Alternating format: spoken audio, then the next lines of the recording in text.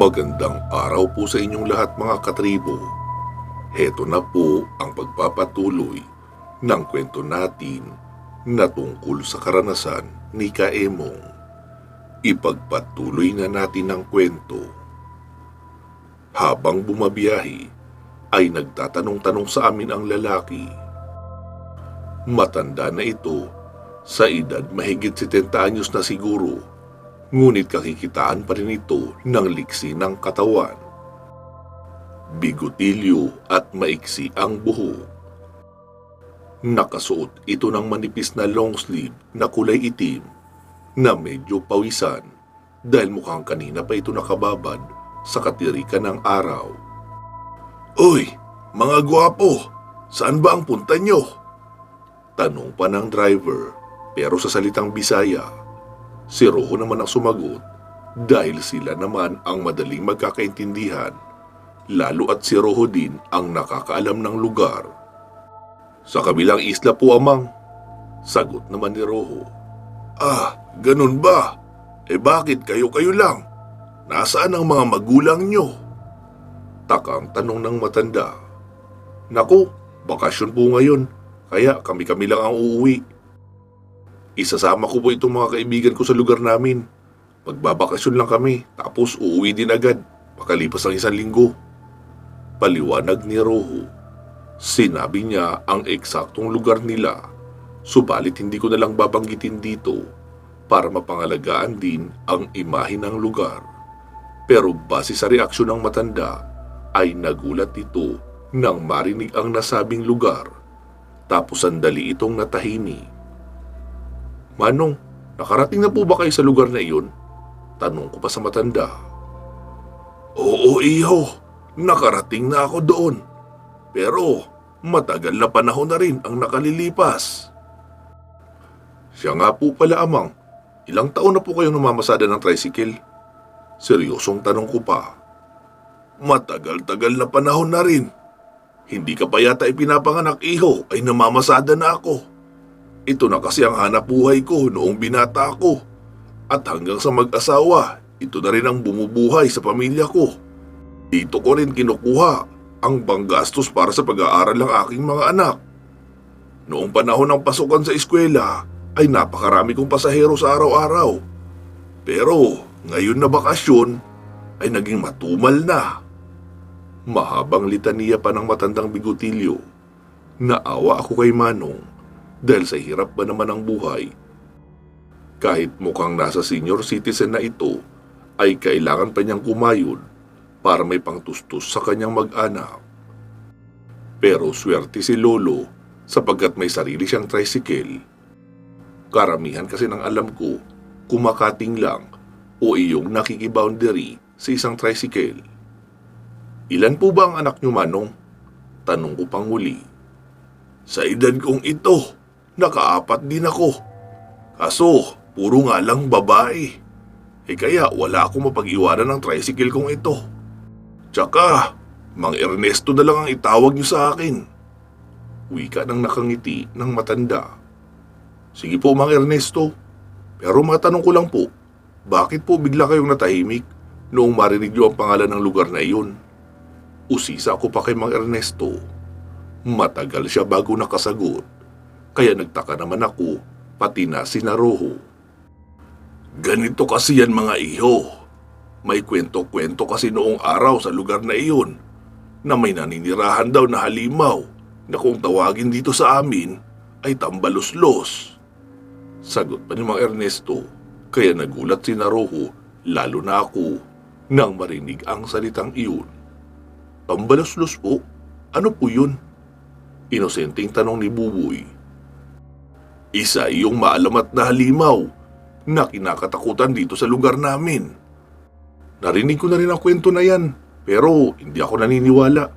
Kasi tingin ko alamat lang naman yun eh." Wika pa ni Roho na nagpaliwanag kay Buboy. "Nagkakamali ka, iho.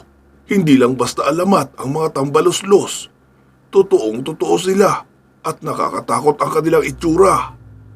Ayon sa narinig ko, may ilan ng mga nabiktima ang nilalang na ito. At ang madalas, pinupuntirya nila ay mga babae. Ani pa ni Mang Ernesto. Mga babae po, bakit naman po sila ang madalas targetin ng mga tambaluslos? Tanong ko naman. Hindi ko rin alam.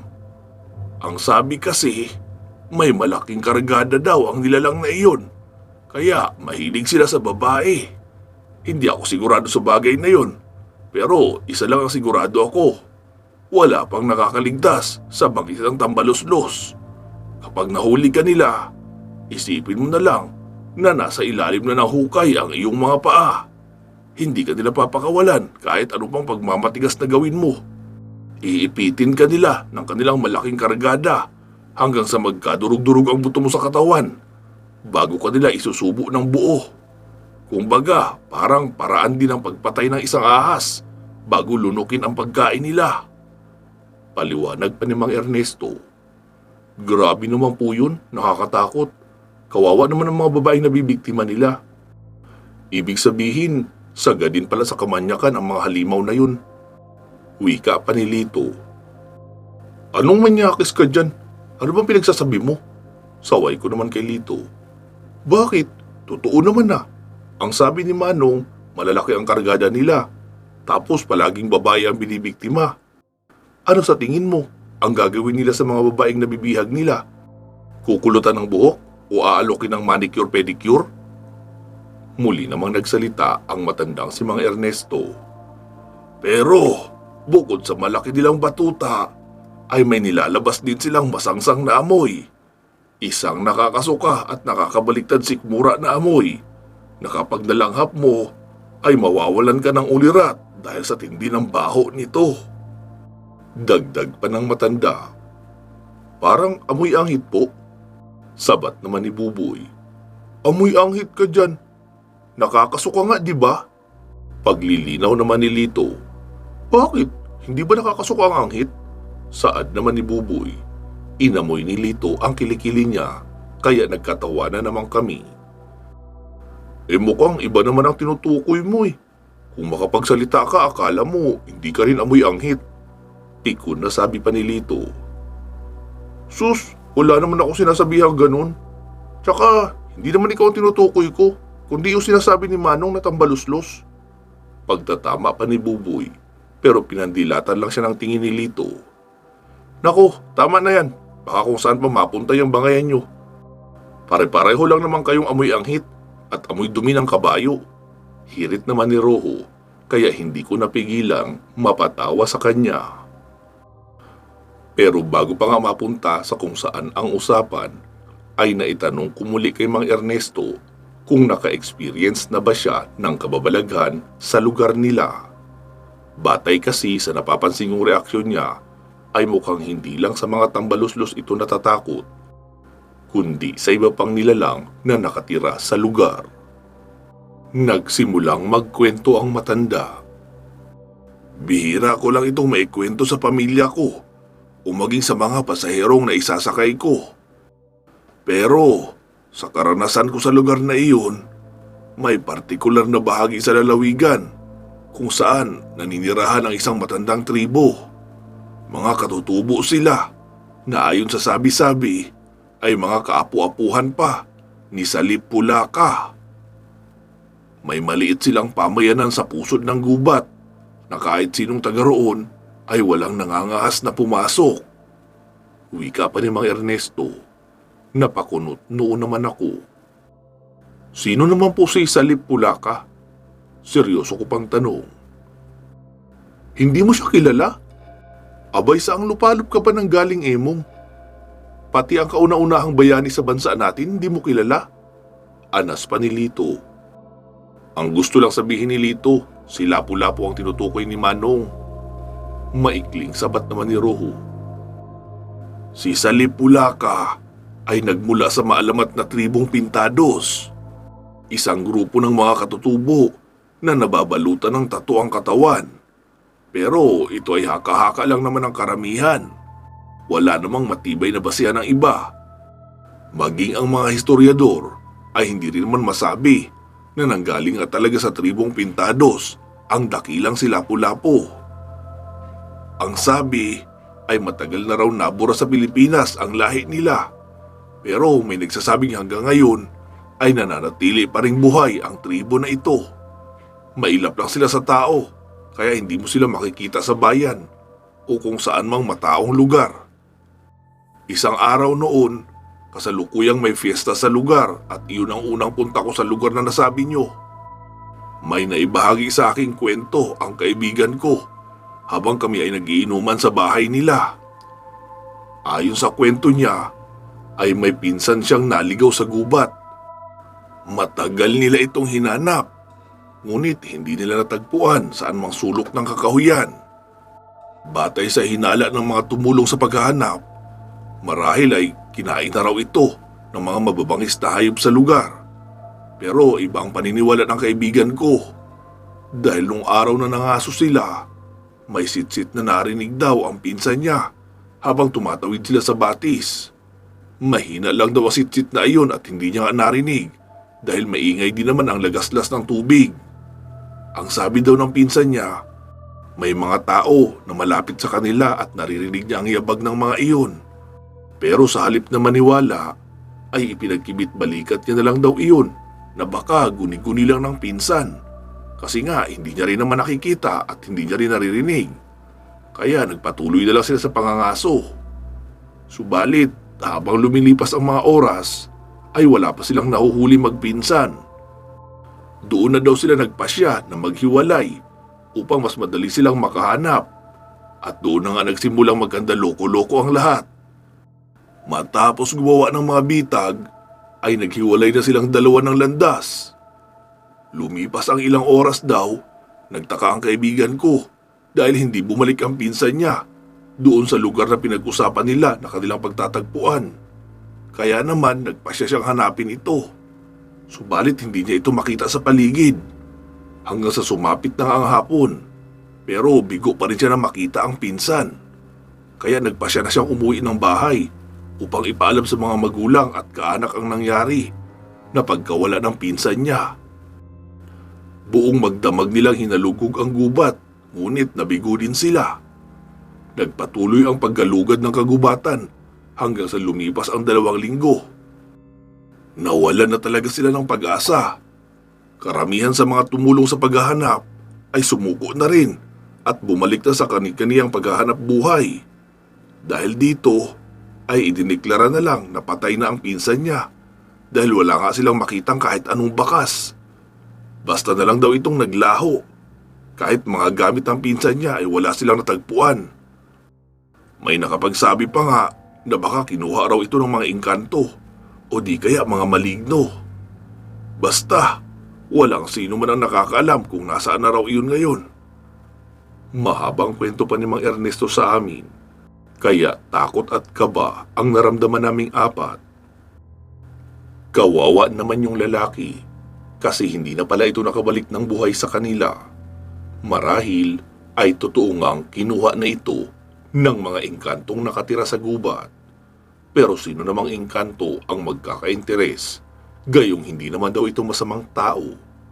Napakabait daw noon at matulungin pa sa kapwa. Tapos Manong, ano pong sunod nangyari noon? Tanong ko pa kay Mang Ernesto. Kumalat nga sa lugar ang balitang pagkawala ng pinsan ng kaibigan ko. Tapos, 1 linggo matapos ang fiesta, ay gumawa ng solong paglalakbay ang kaibigan ko para hanapin sa gubat ang nawawalan niyang pinsan. Pero sa kasamaang palad ay hindi na rin siya nakabalik, ayon pa sa mga kaanak niya na nakausap ko. Tugon pa ni Mang Ernesto, kaya nagulat kaming lahat at nalungkot. Baka naman po kinain na sila ng tambaluslos, kaya hindi na sila nakalabas ng buhay pa sa gubat. Teorya pa ni Buboy. Bahagyang tumango ang matandang bigotilyo sa kanya. Posible rin yan, iho. Kasamang pinamumugaran ng mga tambaluslos ang lugar na iyon. Kaya hindi malayong baka kinuha nga sila ng nilalang na iyon. Pero nitong nakaraan lang ay may napabalita na namang nawala sa gubat na iyon. Talaga po? Kailan po nangyari yun? Tanong pa ni Lito. Ayon sa narinig ko, mga 6 na buwan na yata ang nakakaraan. Pumasok sila sa gubat at hindi na nakalabas pagkatapos noon. Posible po kayang tambaluslos nilang may gawa noon? Ani Buboy. Baka nga. Maikling tugon naman ng matanda. Naging tahimik lang ako ng mga panahong nagbabatuhan sila ng teorya. Naisip ko kasi ang maglolang si Lola Iska at si Mila. Nakakalungkot naman kung pati sila ay mabibiktima din ng walang pusong mga nilalang na iyon. Natakot ako para sa kanilang kaligtasan, lalo at dadalawa lang sila na nakatira sa gitna ng kagubatan. Tapos malayo pa sila sa kabihasnan. Paano sila makakahingi ng tulong kapag inatake sila noong nasabing tambaluslos? Ito ang isang bagay na gumugulo sa isipan ko noong araw na yun. Nakita ko pa naman kung paano sumiksik ang maglola sa isang tricycle na may lulang isang sako ng bigas at mga gulay. Nakakaawa ang kanilang sitwasyon. Ngunit ang labis na ikinalulungkot ko talaga ay nang hindi man lang ako nakapagpasalamat kay Lola Iska. Matapos kaming makalis ng terminal, hindi man lang ako nabigyan ng pagkakataon na makausap siya sapagkat nauna silang makalabas ng bus bago pa kami makababa. Ilang sandali pa ay narating na ng tricycle ang entrada ng Pantalan. Salamat po Mang Ernesto sa paghatid. Wika ko pa. Nako, walang anuman iho. Obligasyon ko yun siyempre dahil driver ako at pasahero ko kayo. Tawa pa ng matanda. Oo nga po. Sige po, tutuloy na kami. Paalam pa namin matapos may iabot ni Buboy ang bayad. Siya sige. Mag-iingat na lang kayo sa tatahakin yung lugar. Nasabi ko na lahat ng dapat nyong malaman. Kaya alam nyo na ang maaaring kaharapin nyo roon. Alam nyo na rin kung saang bahagi dapat mag-ingat. Naway gabayan kayo palagi ng Panginoong Diyos. Sambit pa ni Mang Nestor bago umalis ng Pantalan. Bit-bit ang mga bagahe ay dumiretso na kami sa isang bangka kung saan tinawag kami ng isang matabang bangkero upang pasakayin sa bangka nito. Pero mukhang kilala ito ni Roho dahil nakuha niya pang magmano sa lalaki noong makasampa kami sa bangka. Oh, Roho! Sino ito mga kasama mo? Tanong pa ng matabang lalaki kay Roho na mukhang may-ari ng bangka. May kasama itong dalawang binatilyo na halatang katulong niya sa pamamangka. Dimotor ang bangka nila na siguradong mas maingay pa kaysa sa tricycle. Medyo maitim ang matabang lalaki, gaya ng mga kasama niya na halatang laging babad sa araw. Sa tansya ko ay mga nasa 40 anyos pa lamang ito at ang dalawang kasama niya naman ay nasa 15 anyos siguro pataas. Nakasuot sila ng long sleeve o mahabang damit para pang proteksyon sa araw. Summer season kasi noon, kaya kahit maitim na ay nagagawa pa nilang takpan ang sarili para umiwas sa init ng panahon. Mahaba rin naman ang bangka nila at mukhang hindi basta-bastang mapapataob ng alon dahil may mga kawayan sa magkabilang gilid nito na siyang sumusuporta at panimbang sa bangka upang hindi bumigay sa naglalakihang alon sa dagat. Sumagot naman si Roho doon sa lalaki. Hehe, mga kaklase at kaibigan ko po sila, Kuya Eric. Nandito po kami para magbakasyon. Narinig kong sagot ni Roho sa matabang lalaki. Ah, ganun ba? Teka, bakit hindi mo kasama ang mga magulang mo? Pagtatakang tanong pa ni Eric. Busy kasi sila sa trabaho. Kaya kami na lang ang naglakas loob na bumiyahe dito. Miss na miss ko na nga ang lugar na ito eh. Matagal na rin ang huli kong punta rito. Kumusta na kaya ang isla natin? Nasasabik na tanong pa ni Roho kay Kuya Eri. Ganun pa rin naman, walang pagbabago. Kaya nakakabato rin dito eh. Tugon naman ni Kuya Eri, sabay sumenya sa mga tauhan niya na paandarin na ang makina ng bangka at kami ay aalis na. 3 beses nahila ng PC na nakatali sa makina. Tapos nagsimula ng umandar ang bangka. Nanatili lang ang binatilyong iyon sa likod na parang siya ang nagnanavigate ng bangka para maayos itong makapaglayag sa karagatan. Makalipas ang ilang minuto, ay binabagtas na namin ng mabagal ang gilid ng isang isla. Napakalinaw ng dagat at kita ang mga nasa ilalim nito. Kung hihinto siguro ang bangka, ay siguradong malinaw naming makikita ang mga isda sa ilalim. Tapos noong bumaybay sa medyo malalim, ay mga pampang at mga puno na nakadungaw sa dagat naman ang tinititigan namin. Sadya talaga itong nakaka-relax sa mata. Nakakapagpakalma din ng magulong isipan. Sa unang pagkakataon, dito ko yata nakalimutan saglit si Glenda. Mga 1 minute. Hehe, joke lang. Pera biro. First time kong makaramdam ng ganoon kaaliwalas sa isipan at magaan sa dibdib na paghinga. Sa katagalan ng biyahe ay malayo na kami sa gilid ng isla at nagsisimula ng maging maalon ang dagat, kaya nagsisimula na rin kaming kabahan. Humihigpit na rin ang kapit ko sa gilid ng bangka. Baka kasi bigla akong maitapon papalabas. Habang patuloy kaming bumabiyahe ay nagulat kami nang may namataang pating si Roho. Tinuro niya ito sa amin habang sumasabay ito sa hindi kalayuan sa katig noong bangka. Sa sobrang takot ko ay halos maitulak ko sina Buboy at Lito sa bangka. Naisip ko kasi na baka bigla noong araruhin ang bangka namin o kaya uwasakin gamit ang palikpik na nasa ibabaw ng likod niya. Sa laki ba naman ito at haba, sinong hindi matatakot? Lalo na at first time kong makakita ng ganoon sa personal. Nakakakaba talaga. Ano yun? Ano klaseng isda yun? Gigibain niya yata ang bangka natin. Sunod-sunod na tanong ko pa kay Roho. Pati sina Buboy at Lito ay nag-hysterical na rin. Wala kayong dapat ipag-alala. Hindi naman daw umatake basta-basta ang mga ganyan. Lalo kung wala namang naaamoy na dugo sa bangka. Pero kung may malalaglag sa inyo, siguradong matutuwa yan. Libreng merienda na yun eh. Tumatawang wika pa ni Roho. Maging sina Kuya Eric at mga kasama nito ay nagtatawanan na rin dahil sobra daw kami kung makareact. Hindi naman nila kami masisisi kasi ito pa lang ang unang beses na makakita kami ng ganoon. Kaya hindi namin maiwasan ang matakot. Nagsalita naman si Kuya Eric. Hayaan nyo, sa unahan. Mga butanding na ang makikita nyo. Marami din yun dito, pakalat-kalat. Lalo kapag ganitong panahon. Wika pa ni Kuya Eric. Ano ka mo? Butanding? Ano naman yun? Gulat na tanong ko pa kay Kuya Eric.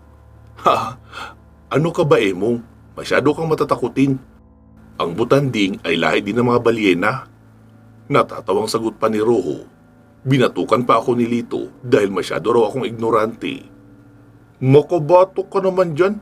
Akala mo hindi ka rin takot. Bakit? Alam mo rin kung ano yung butanding? Itapon kita sa dagat dyan eh, makita mo. Banta ko pa kay Lito. Nagtawanan lang tuloy sina Kuya Eric sa amin dahil napakaingay namin at halatang ignorante sa mga nilalang sa dagat. Pagkalipas ng ilang oras ay natatanaw na namin sa di kalayuan ang pantalan. Maliit lang ito at hindi masyadong matao, pero may mga bangkang nakaparada sa gilid lang ng pangpang nito. Habang papalapit ay mas marami pa kaming nakikitang butanding sa hindi kalayuan. Lumalangoy-langoy lang sila sa paligid na halatang abala sa paghahanap ng pagkain. Nang makalapit na kami sa pangpang, ay inuna munang ibaba ng mga tauhan ni Kuya Eric ang mga bagahe namin. Bago kami inalalayan na makababa sa bangka. Baka daw mahulog kami kapag kami pa mismo ang magdala ng mga bag namin dahil malikot ang bangka. Noong makababa na kami, ay saka palang binayaran ni Roho si Kuya Eric. Subalit tumanggi ito. Kahit pinipilit ito ni Roho ay ayaw nitong magbabayad. Ang sabi ay gamitin na lang daw namin sa mas mahalagang bagay ang pera para masulit namin ang aming buong bakasyon sa lugar nila.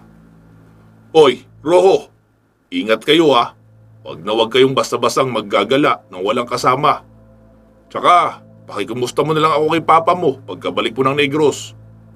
Pakisabi, huwag na huwag siyang uuwi dito kung wala siyang dalang pasalubong para sa akin. Wika pa ni Kuya Eric, subalit tinawanan lang siya ni Rojo. Opo, Kuya Eric, sasabihin ko po. Ingat din po kayo. Paalam ni Rojo at sabay-sabay na kaming kumaway kina Kuya Eric habang papalis kami ng pantalan. Noong pasakay naman kami ng isang tricycle, ay biglang nahagip ng paningin ko ang maglolang sina Lola Iska na pasakay na rin sa isang tricycle sa unahan. Nagkatinginan pa kami ni Lola Iska bago umalis ang sinasakyan nilang tricycle. Pero hindi na tulad kanina ang ipinukol niyang titig sa akin. Seryoso ito, ngunit may kaunting bahid ng ngiti sa labi. Hinatid ko na lang sila ng tanaw habang lumalayo ang sinasakyan nilang tricycle. Huy, ano bang tinitignan mo dyan? Tanong pa ni Rojo, sabay inakbayan niya ako sa balikat. Ah, wala naman. Nagagandahan na ako sa lugar na ito, kaya hindi ko maiwasang mapatulala. Palusot ko pa. Mas lalo ka pang magagandahan kapag nakita mo ang mga bebot dito. Kaya tara na, ikaw na lang ang hinihintay ng tricycle, oh. Wika pa ni Rojo at inakay niya na ako papalapit sa tricycle. Doon uli ako nakasakay sa likod ng driver kasama ni Rojo dahil naunahan na kami sa loob ng dalawang mukong. Habang binabagtas ng tricycle ang baku-bakong daan, ay nakatuon lang ang atensyon ko sa paligid. Marami akong nakikitang magagandang bahay, mga puno at iba't ibang klase ng mga halaman.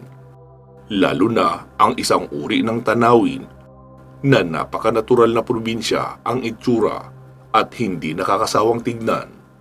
May mga kadalagahan din kaming nadaanan na naglalakad sa gilid ng daan, kaya panay naman ang mabilisang pagkilatis ko sa ganda ng bawat isa. Ang iba nga ay sa akin pa napapatingin, kaya bahagya akong napapayuko at napapaiwas ng tingin dahil naiilang ako na makipagtitigan. Hindi kasi ako sanay na ibandera sa ibang lugar ang malaartistahin kong mukha. Hehe, joke lang. Pero ang hindi ko nagustuhan sa biyaheng iyon dahil may ilang bata kaming nadaanan na nambato ng balat ng santol. Muntik pa akong tamaan sa mata. Mabuti at mabilis kong naisangga ang aking kamay kaya doon ito tumama. Kahit iyong driver namin ay tinamaan rin. Kaya bigla siyang napahinto at nilingon kung sino ang bumato dahil nagtakbuhan na ang mga bata. Nagkakatuwaan lang talaga siguro ang mga batang iyon. Ayon pa kay Rojo ay mga 1 oras pa raw ang lalakbayin namin bago marating ang baryo nila. Bagaman at isa itong liblib na barangay, halos urbanisado na rin naman ang mga tao pagdating sa modernong bagay, mapateknolohiya o mga kagamitan sa bahay. Habang patuloy ang aming biyahe ay di namin inaasahan na madaanan ang tricycle na sinakyan ni na Lola Iska kanina. Nakaparada lang ito sa gilid ng bukana ng kakahuyan habang nakapatay ang makina. Tinutulungang ibaba ng driver ang dala ni Lola Iska. Habang si Mila ay nakatingin lang sa kalsada, kaya hindi maiwasang magkatinginan kami ng batang iyon. Kinawayan ko ito ngunit hindi niya ako ginantihan. Malamang ay ilag pa rin ito sa akin at natatakot, kaya hindi niya ako magawang pansinin. Napapaisip tuloy ako na baka nakikita niya rin si Agum, kaya ayaw niya akong pansinin dahil nakakaramdam siya ng takot. Ganun pa man, hindi naman basta-bastang nagpapakita si Agum kung kani-kanino lang at hindi kinakailangan. Kaya ang tanong kung bakit kaya ilag na ilag sa akin ang batang iyon, na para bang meron akong nakakahawang sakit upang iwasan. Bakit kaya siya ganun? Hindi naman ako masungit na tao at lalong hindi ko naman siya tinarayan. Tanong ko pa sa isip ko, pero hindi masasagot ang tanong kong iyon kung hindi ko makakausap ang bata. Kaya sana magkita pa kami. Makalipas ang ilang sandali ay sinabi ni Rojo na iyon na ang baryo nila. Ilang minuto pa ang nagtagal ay marami na kaming nakikita ng mga kabahayan. Pero dire-diretso pa ang tricycle hanggang sa dulo at huminto sa tapat ng isang malaking bahay. Bumaba kaagad si Roho nang salubungin kami ng isang matandang babae na nakasuot ng puting palda at may taklubong sa ulo na itim na balabal. Nakangiti nitong niyakap si Roho na halos maiyak na sa tuwa nang makita muli ang lola. Sa itsura ng matanda ay tinatansyang nasa 70 anyos na ito mahigit at mas matanda pa kay Manang Celia. Bagamat nasa senior citizen na, ay halatang maliksi pa rin ito kumilos. Kinuha na namin ang mga bagahe namin noong maibaba ng tricycle. Matapos mag-moment ng maglola, ay kinawayan si Roho ng driver upang singilin siya ng bayad. "Uy, Roho! Bayad mo raw!" Sigaw pa ni Buboy. Sinaway naman naman ito kaagad ni Lito dahil nakakahiya ang inasal niya. Singhalan ba naman si Roho sa harap ng lola nito? Hindi talaga nag-iisip itong si Buboy, kaya minsan ang sarap din kutusan. Tumakbo naman si Roho papalapit sa driver at inabot ang bayad sabay humingi ng sorry. "Pasensya na po Manong, nakalimutan ko po pala." Paghinging paumanhin pa ni Roho. "Nako, wala yun. Nagmamadali lang kasi ako na makaalis agad dahil ayokong abutin uli ng pagdilim sa daan." Sige po Aling Esther, tutuloy na po ako." Paalam pa ng driver sa lola ni Roho, na mukhang kilala rin pala noon. "Siya sige, mag-iingat ka sa pag-uwi," sagot naman ng matanda.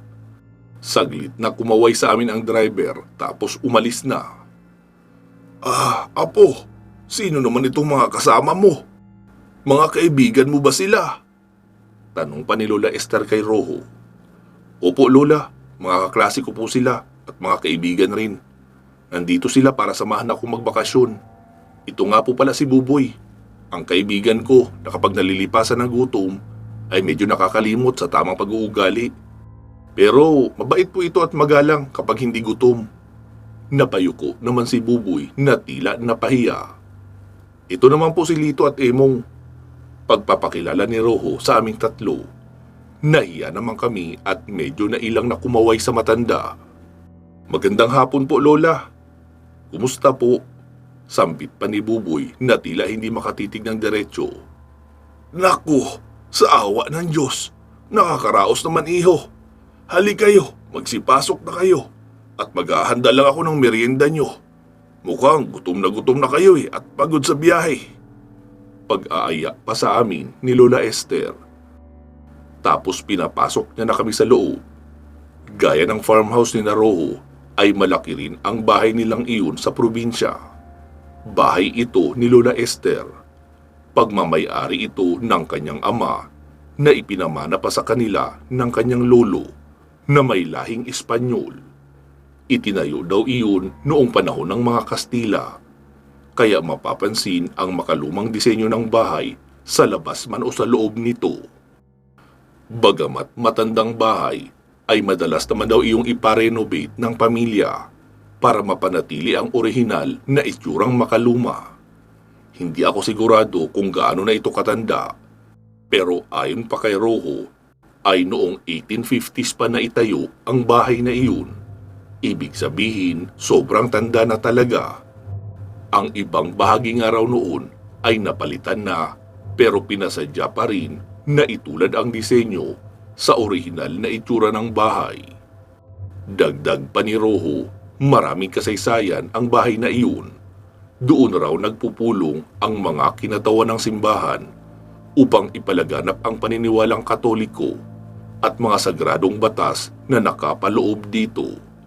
Napakarelihiyoso daw kasi ng pamilya Enriquez. Masugid silang tagasunod ng simbahan at tigib sila sa pananampalataya. Kaya naman palaging napupuno ng mga miyembro ang bahay na iyon pagdating sa mga gawain at usaping pansimbahan. Bagamat napupuno ng salita ng Diyos ang bahay na iyon, may madilim din pala itong kasaysayan na lingid sa kaalaman ng karamihan. Batay pa kay Roho, doon sa bahay na iyon pinaparusahan ang mga nagtataksil at suwail na miyembro. Pinaparusahan sila dahil sa salang pangangalunya at pakikiapid. Pero ang mas nakakagulat dito ay mga alagad pa ng simbahan ang nagsasagawa ng parusa sa mga may sala. Dinadala sila sa ilalim ng bahay at doon ikinakadena at nilalatigo. May basement daw ang bahay na iyon ayon pa kay Rojo, at kapag pumasok roon ay makikita ang madilim na tunnel. Sabi ni Rojo ay isang beses lang siyang nakapasok roon. Naglalaro sila ng tagu-taguan ng mga pinsan niya, at dahil nga sa wala silang kamalayan sa sikreto ng bahay, ay aksidenteng napasok niya ang tunnel nang magtago siya sa basement. Nakakatakot raw ang naging experience niya sa loob dahil maririnig ang iyak at panaghoy ng mga taong pinahirapan doon. Tapos may mga bakas ng natuyong dugo ang makikita sa dingding ng tunnel. Medyo malawak ang espasyo ng tunnel sa ilalim. May mga chamber daw ito na sadyang ginawa upang doon ikulong ang mga miyembrong nagkasala. 4 na kwarto daw ang naroon sa ilalim. Subalit nangilabot siya nang makita ang isang kalansay na nakagapo sa loob ng isang chamber. Sa itsura ng kalansay ay mukhang ginutom raw ito at hindi pinainom hanggang sa mamatay. At nakatali pa iyon ng kadenang bakal. Noong makita niya raw ang kalansay na iyon, ay agad na siyang nagtatakbo papabalik sa itaas. Pansamantala muna nating puputulin dito ang ating kwento. Magsama-sama tayong muli sa part 22. Mag-iingat po kayo palagi at hanggang sa muli.